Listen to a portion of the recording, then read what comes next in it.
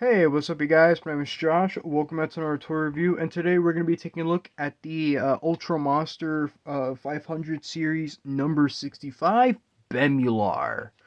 Now, I gotta tell you guys this. I'm actually very excited to review this figure, and for many reasons, honestly. I mean, for starters, this is basically Ultraman's first foe that he ever fought.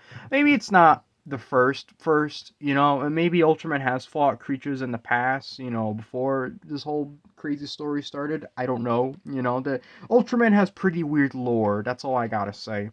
But the point I'm trying to make is that obviously this was, the first kaiju he ever fought on Earth, basically. Same goes for the Science Patrol. This was also their first encounter with giant monsters because obviously, everything first started with Ultra Q, which came out the same year as Ultraman did. But obviously, Ultra Q was the first series and Ultraman is the second. It's supposed to kind of introduce the whole idea of monsters and aliens rising up to take over the world and all that. And pretty much that's kind of Bemular's introduction, where basically it's described as like the beginning of the age of monsters, as they would say. And his also, the weird thing about him too is obviously when you look at him, you could tell he's a kaiju. He's a monster. Obviously, he got that look. You know what I mean? That's what makes him interesting. But what's very odd is that he's described as a space monster, meaning this whole thing with Ultraman pretty much first started when Ultraman was chasing after Bemular, and then they both landed on Earth, and that's how Ultraman met Shin Hayata, and then that's how they managed to team up together and fight against Bemular and basically blow him up. But you get the whole idea. Also, Bemular, from what I can remember, has atomic breath. So, okay, maybe it's not atomic breath like Godzilla, but you get the point. Uh, you know, as before we take a look at the figure, we're gonna take a look at the tag. Now, as you can see, even though they're using a much more older picture from the first episode, this is the more updated tag, with the barcode and all that. This is number 65. And yeah, and then as always, there's nothing in the inside. And oh, okay, there we go. Yeah, I don't know why my camera was doing that. And you see on top it says Bandai Namco. That's something new, obviously, meaning this figure, even though it says it was released in 2014, obviously, judging by the tag, this is a very, very, very sort of recent release of this figure for sure. Because a lot of the ones we got now kind of had that, kind of got that Bandai Namco thing going on in the barcode. And I almost forgot to mention too. He appeared. Well, obviously he appeared in the first episode, but the first episode is called Ultra Operation Number One. I just thought I mentioned that because you guys know that I like to kind of give you the rundown of who these kaiju's are and where they kind of begin. And one quick little thing I do want to mention real quick. Even though he's number 65, I mean obviously the number one was actually Bemular, even though it's supposed to be the opposite, but I don't know, Bandai is kind of weird like that.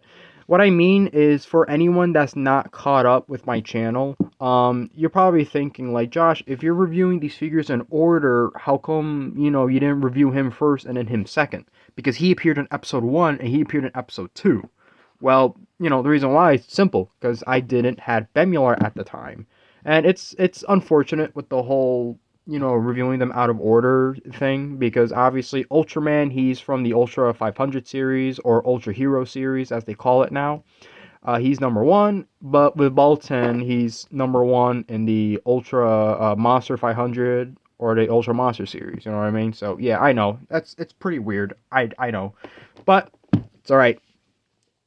Now let's get right to the figure because, well, when we take a nice little zoom right here, we got, I mean, he's not as derpy as Tesladon, but, it's close enough. I do like the way he looks. It kind of screams, like classic. You could definitely tell that this was like the first. He has that weird vibe to him, and I love like the bumpiness and the little spikes, and the texture too. You got this scaly thing going on. I like his legs especially because you could just tell it's a guy in a suit. That's what I love about it so much. And we took a look at his little face again. I love how the eyes are not properly aligned, but you know what? I think that's fine. I love that. I'm perfectly okay with them not being aligned perfectly. And of course, we got the tail right there. I forgot, I gotta mention it. A long boy. My God, what a weird body structure. Honestly, no wonder it's hard to describe what the hell he's even supposed to be. I mean, okay, camera, why are you turning blue? Okay, there we go, perfect. Oh yeah, I mean it's like I don't know. You could definitely tell they probably came up with him on the spot. You know, it's like okay, what's he supposed to be? And it's like I don't know. Honestly, I really don't know. You know, I mean he looks prehistoric for the most part. That's all I gotta say. You know, and oops. Yeah, I apologize for that. Just gotta reposition my camera. And of course, let's talk about the paint. Painting, sculpting, perfect, spot on. Looks like Bemular. Painting, he's supposed to be that kind of very, very, very dark brown. So luckily they got that perfectly. What I like a lot is the gold that's on his chest. I think that was a neat little touch. Personally, I don't remember that too much from the show. I mean, who knows? Bemular, he has reappeared from time to time, like in Ultraman Orb and stuff like that. I think he did it came back in Ultraman Taiga, but I don't remember. I know Zedon did, an Alien Bat, but I don't know about Bemular. I want to say yes, but I hate to be wrong. But look, I did most of my research based on Ultraman, all right? Not Ultraman Taiga. Not yet. We will get to that, all right? We will get to those figures in the future. And, yeah, so it looks like it was kind of, well, back to the paint and all that. It looks like kind of like sprayed. That's what it looks like. I don't know if that's what they did. Like I say, I don't know if these are just like machine, factory made, or just kind of on hand. I don't know. So I think that's a nice touch though. It definitely reminds me of like those old retro toys too, like back in the day when they used to make a whole bunch of classic kaiju's and all that. I would definitely imagine them having that kind of idea with the paint. So that's pretty neat. And the face as always is pretty good. The eyes, like I say, they're a little derpy, but I personally don't mind it.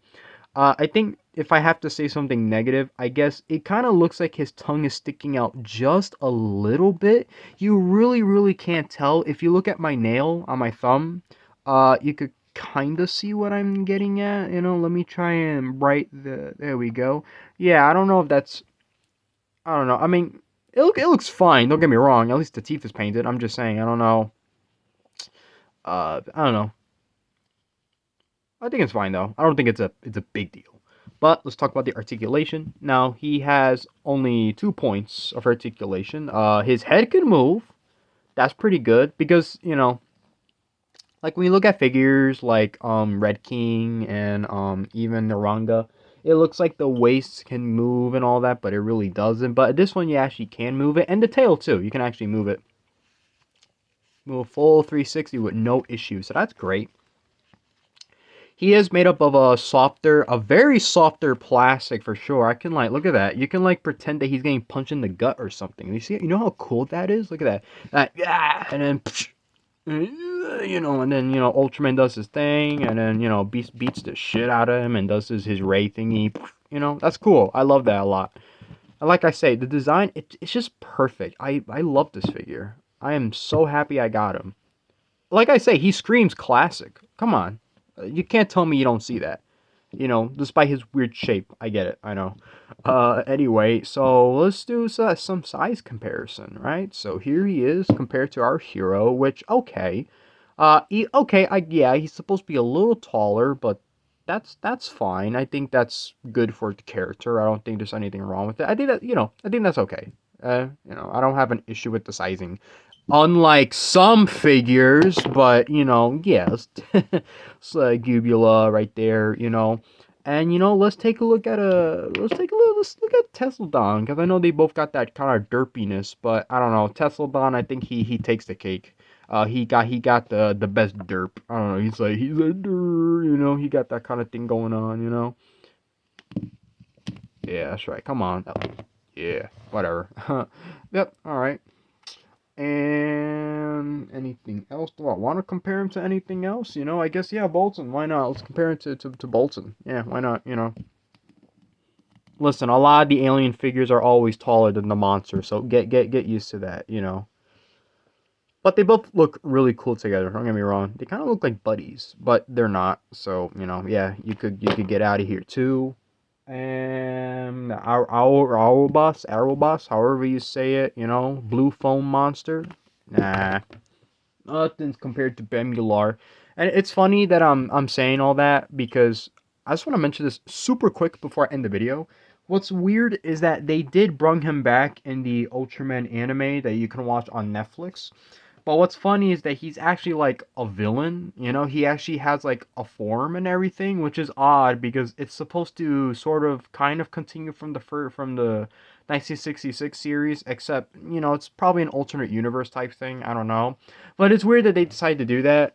Basically what I'm trying to say is that they consider him an alien in that show. So I don't know. What do you guys think? Is he a monster? Is he an alien? What do you think he is? Honestly, I don't know. To me, he looks like a monster. I think he's like like a reptilian type dino thingy. I don't know. That's what I think. So guess my final thoughts, my score. I give him a 10 out of 10. If I'm being honest with you, I mean, he looks good. He looks like the character. Sizing is decent. Detailing you can see it. Paint job is nice. And wow, actually, I forgot to mention the arms because they are so small. They got no articulation. This poor guy. How does he live with his life? First of all, how does he eat? How the hell did I forgot to mention that? I am so sorry, you guys, because this is supposed to be professional. You know what I mean? That's odd. Oh well. It can't be helped. All right. Bemular has he lives a pretty difficult life. He can't really do much. How the hell does he even fap? Jesus Christ. Anyway, whatever. It's Bemular. And you guys can kind of see why I thought he was more of a dinosaur at first now because of that. Most dinosaurs got tiny hands. What can I say? I don't know. So until then, the next figure I'm going to be reviewing is going to be a Gomorrah. Yeah, there we go. This is going to be an interesting one to take a look at. So until then, hope you guys enjoyed the video. The review. You get the point.